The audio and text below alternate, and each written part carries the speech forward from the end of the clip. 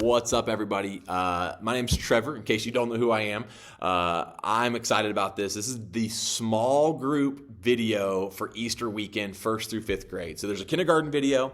So if you're a kindergarten leader, don't watch this one. Go watch the kindergarten video. If you are hosting this weekend, you can watch this one, but there is a separate video all about what's happening in the large group time on stage. This is just how we're opening and closing our service in small groups. And so let's just jump right into it. I want you to come into this weekend with this mindset. You are leading your group, okay? I don't care if you are a middle schooler. I have some 8th graders that volunteer. I don't care if you're a high schooler. I don't care if it's your first time ever being in the room as an adult. I just want you to plan and prep as though you are the one leading. I say that because I don't know how many kids we're going to have at each individual service. There's 8 services. That's unusual. It's Easter weekend. That's rare. It's once a year. I would rather have you go, I'm going to lead this group, no matter how many kids it is, and it might be 5 kids and it might be 14 kids, like any more than that, and like something's gone crazy. I want you to plan on leading, because the worst thing that can be done is that you can show up and go, I didn't know I was supposed to lead, and now I have to lead, and now I'm leading unprepared, because now you feel unconfident, and kids, like, they smell unpreparedness and then they just attack like sharks, okay? When you show up and you go, hey, I know what we're doing, we're going to have a great time, they go, cool, let's do it, let's have a great time. And if you just go, I don't know, let's just wing it, I guess, you're gonna not enjoy your time, and that's the last thing I want for you. So we're gonna approach this as though you are leading, and then again, if you have 10 kids in your group and 2 leaders, you can co-lead, okay? Or you can split it and go 5 and 5. You can both lead. That's totally good. Both options there. So let's jump right into it. This is actually the kindergarten lesson plan, so I'm going to have to jump back and forth. I grabbed the wrong one before I shot this video. But your opening activity, we are going to start the service. Normally, we start 5 minutes late. So if you're a regular volunteer and you know that, like, at the 8 o'clock service, we start at 8:05. This week, we're going to start at 8 o'clock. Okay, this week, 8 o'clock, 9:30, 11 o'clock. On Saturday, we're starting at 4:30. We're starting at 6:30. The reason is, I want to make sure we have time for our transitions. And actually, I want to give you more time on the back end of your small group. So the opening small group is the same for kindergarten. So you're going to ask kids just some kind of silly get-to-know-you Easter questions.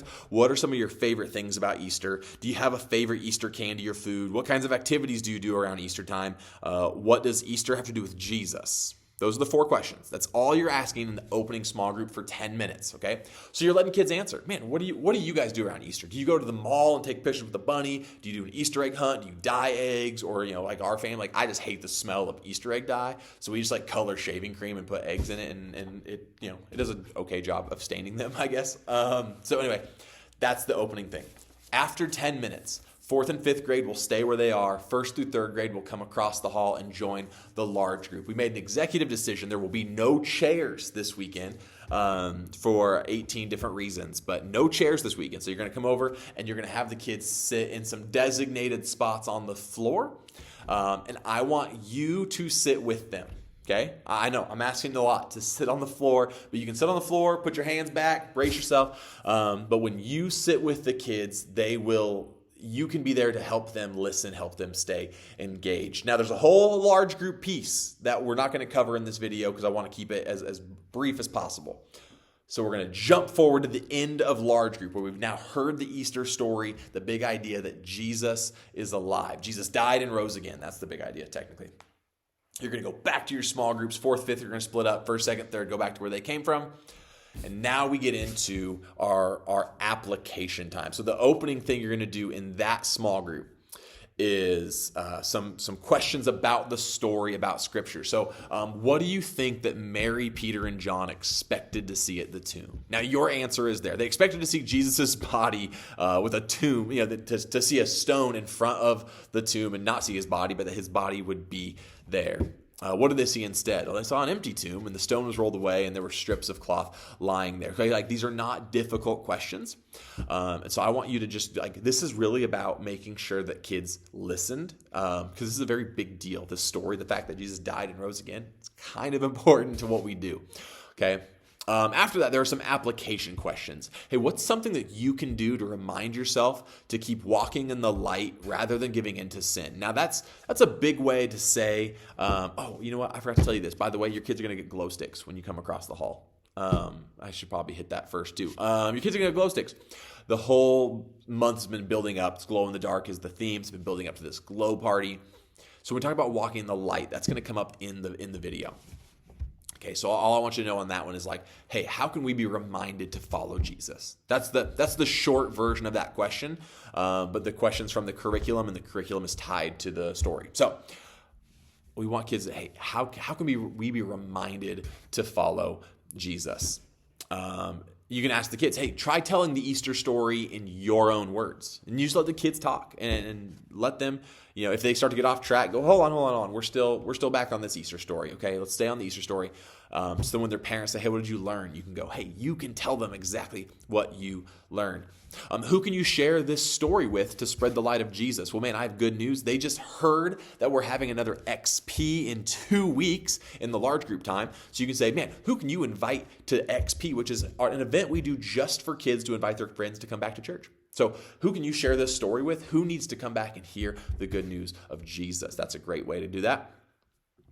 There's a reflection piece that you may or may not be able to do based on the amount of kids you have and just how rambunctious they are. The question is this: how do I know that Jesus is alive? Now, with older kids, you might want to give them some time and just go. It says, as kids reflect, you may even want to switch the lights off or have them cover their eyes with their hands to not be distracted. This is just a really good chance for kids to be introspective and go, man, why do I believe this? This is a thing we're going to talk about with the adult service. That's the big question, is like, do you believe this? First graders, I probably wouldn't try this. I'm just being honest with you. Just the environment that we're going to have this weekend. Don't force this, like, Trevor said I have to get deep with them.